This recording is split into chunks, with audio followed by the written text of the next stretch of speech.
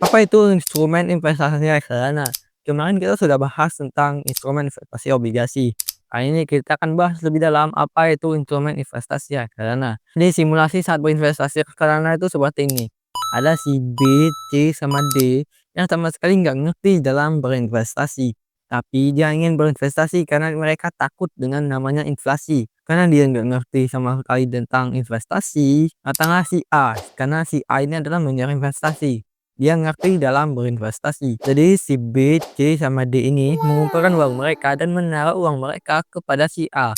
Karena si A ini jago dalam berinvestasi. Bisa dibilang si A ini adalah salah satu manajer investasi. Jadi si A ini mengelola uang mereka. Entah itu dia beli saham, entah dia beli obligasi, entah dia beli deposito. Intinya si A ini mengelola uang mereka. Ketika si A ini untung, maka si B, C, sama D juga akan mendapatkan keuntungan. Lalu, dari mana keuntungan yang didapatkan oleh manajer investasi? Nah, jadi manajer investasi mendapatkan keuntungan dari namanya fee.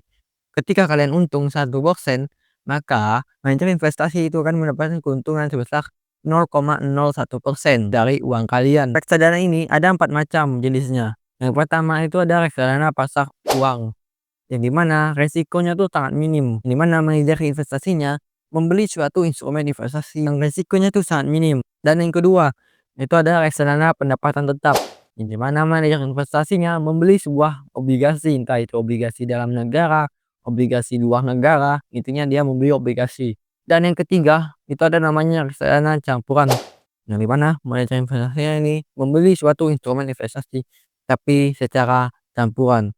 Entah itu dia membeli obligasi, entah dia membeli saham, entah dia membeli deposito. Intinya dia mencampur semua instrumen investasi. Dan yang keempat itu ada namanya investasi reksadana pasar saham, di mana manajer investasinya ini mengelola uang kalian tapi dia membeli saham. Entah itu saham BCA, entah saham luar negeri, entah dalam negeri, intinya dia membeli saham. Investasi reksadana pasar saham ini resikonya besar, tapi untungnya juga besar. Ada beberapa resiko saat berinvestasi reksadana ini. Yang salah satunya ketika manajer investasi itu salah memilih instrumen investasi.